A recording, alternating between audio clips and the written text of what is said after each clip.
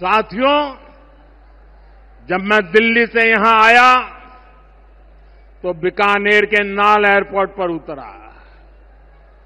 पाकिस्तान ने इस एयरबेस को भी निशाना बनाने की कोशिश की थी, लेकिन वो इस एयरबेस को रत्ती भर भी नुकसान नहीं पहुंचा पाया।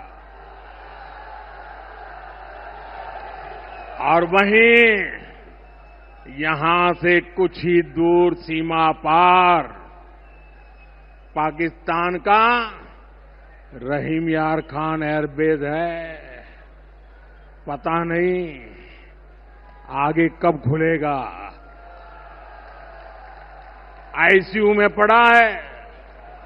अस्सलाम वालेकुम। जैसे कि आपने इस वीडियो में देखा कि नरेंद्र मोदी रहीम यार खान के बारे में कह रहे हैं, उसके बाद इस हद तक तो ठीक है कि रहीम यार खान एयरपोर्ट पर हमला किया गया, लेकिन उस दिन हम रहीम यार खान में थे और रहीम यार खान के तकरीबन 80% लोग इस बात का चश्मदीद गवाह हैं कि 2 मिसाइलों को हवा में ही तबाह कर दिया गया, और अगर तबाह ना किया जाता और तीनों मिसाइल आकर एयरपोर्ट पर लगते तो शायद बहुत बड़ा नुकसान होता।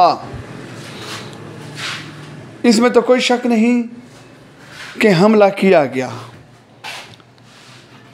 जब बॉर्डर के करीब से हमला किया जाए, फॉर एग्जाम्पल आप अपने दरवाजे के पास हैं और कोई आपके ऊपर अटैक कर देता है, तो ज़ाहिर है उस अटैक में आप ज़ख्मी भी हो सकते हैं, क्योंकि अगर आप अपने आप को कवर करते हैं तो उसके लिए भी आपको मुनासिब वक्त चाहिए, मुनासिब जगह चाहिए। जैसे कि कहा जाता है कि ये जगह बिल्कुल रहीम यार खान बॉर्डर के करीब हैं। कई लोग मिसालें देते हैं इसराइल की कि इसराइल का डोम सिस्टम कैसे रोकता है, तो उस मिसाइलों को अगर आप देखें तो वो लोगों ने टिकटॉक वीडियो बनाई हुई है जिसमें हम देखते हैं कि मिसाइल ऐसे जा रहा है जैसे कोई परिंदा उड़ रहा हो। तो ऐसी सूरत हाल में तो किया जा सकता है, यानी रोका जा सकता है। लेकिन मोदी जवाबी हमले पे सिर्फ परेशान नहीं हुआ बल्कि हैरान हुआ, और हैरान तो होना था उसने, क्योंकि जब कोई जालिम जुल्म करता है और जब मज़लूम उठता है तो जालिम हैरान और परेशान हो जाता है कि इसके पास इतनी ताकत कहाँ से आ गई। इनको आप देखें, इनके चेहरे देखें, परेशानी से डूबे हुए। इसराइल का वज़ीर आज़म जिसने पूरी इमदाद की इंडिया की, और वो भी नामुराद रहा, नामुराद ही रहना था। आखिर पाकिस्तान इस्लाम का किला जो ठहरा, और किला भी ऐसा कि इंशाअल्लाह आगे पाकिस्तान बहुत आगे जाएगा इंशाअल्लाह। इसराइली वज़ीर आज़म को ही देख ले, बेंयामिन नेतन्याहू मुसलमानों का अगर दुश्मन है तो मोदी के साथ उसका याराना तो इसीलिए है कि वो पाकिस्तान का दुश्मन है, क्योंकि मुसलमानों के ख़िलाफ़, ख़ासकर पाकिस्तान के ख़िलाफ़ इंडिया से बड़ा इत्तेहादी उसको कोई नहीं मिल सकता। और मोदी जो ऑलरेडी बेंयामिन नेतन्याहू की तरह मुसलमानों का दुश्मन है, जिसने गुजरात में कत्ले आम किया मुसलमानों का, और बाबरी मस्जिद जब शहीद हुई 1992 में तो उसमें सबसे बड़ा किरदार इन्हीं का था, और इन्होंने बज़ात ख़ुद जिस्मानी तौर पर हिस्सा लिया मस्जिद को शहीद करने में। तो आज इंडिया किस मुँह से जमहूरियत का अलमबरदार बनता है?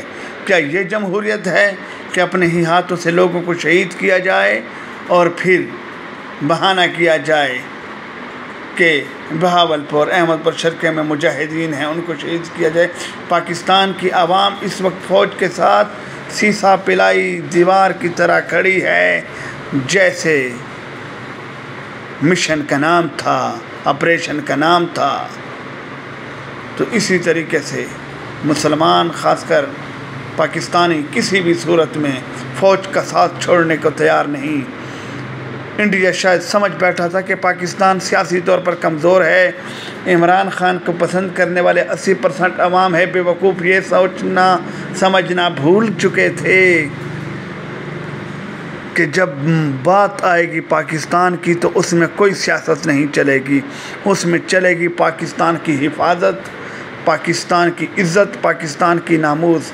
इसके ऊपर कोई भी सौदा करने के लिए तैयार नहीं है। ये सियासत है, ये तो मुल्क के अंदर है, लेकिन मुल्क के ऊपर बाहर से हमला आवर कभी भी नहीं बख्शा जाएगा। ऐसे सीरियस मीटिंगें करते हैं, प्रेस कॉन्फ्रेंस ये करते हैं इंडियन जैसे कि बहुत अच्छे लोग हों, लेकिन नहीं, हमारी फ़ौज ने वही कर दिखाया जो कहा था कि जब पाकिस्तान हमला करेगा तो सारी दुनिया देखेगी। ये पानी बंद करने का कह रहे हैं। अल्लाह के बंदे, अगर पाकिस्तानी आर्मी ने एक बार ठान ली तो हिंदुस्तान पानी को तरस जाएगा और तरसेगा। आज कह चुका है ISPR में चौधरी शरीफ साहब ने कि पाकिस्तान ही कश्मीर में फ़रीक नहीं है और इंडिया के साथ, बल्कि